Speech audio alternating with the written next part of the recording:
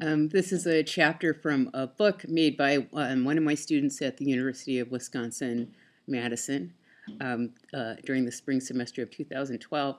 Her name is Laura Damon-Moore, and this chapter is called Niles, Michigan in 1931.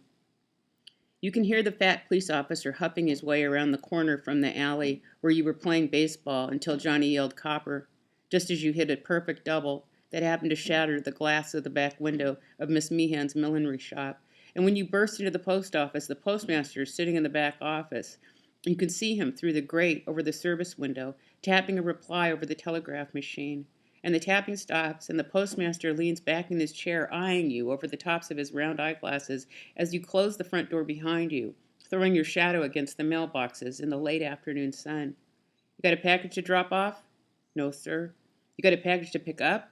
No, sir. I'm here for a book. The eyes narrow. Uh-huh. Well, be quick about it. Yes, sir. You move to the corner where the little traveling library box sits next to the mailboxes. You're not much of a reader, but now is not the time to advertise this. You tilt your head, glancing out title after title. The police officer's panting right outside the wide storefront. You hope your back looks earnest and not at all like the back of someone who would put a baseball clean through a shop window. Treasure Island, Robinson Crusoe, Grimm's Fairy Tales. Your older sister Mary has forced you to listen to half of those already. The other look boring. The Farmer's Almanac from 1925. A directory from a town called Lincoln in Nebraska. The Bible. And so you reach into the pocket of your overalls for a book without a title on its spine, one you can tuck easily into the pocket of your overalls to assure the postmaster that you are indeed the sort of upstanding young man who checks out library books. You lean around the box library to look out the plate glass window. The boardwalk is empty save for a dog tied to a post outside the barber shop next door. You turn to the service window and heft the book in your hand with a cheerful, "Picked out a real good one," to the postmaster and make for the door.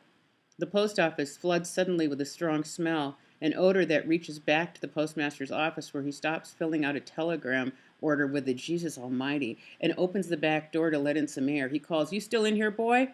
What the hell'd you bring in here?" There's no answer, and so he will spend an hour checking each mailbox for the carcass of a squirrel or some other offensive, foul-smelling creature.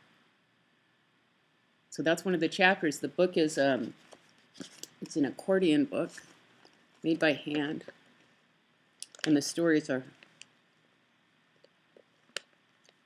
written by hand, and then there are illustrations.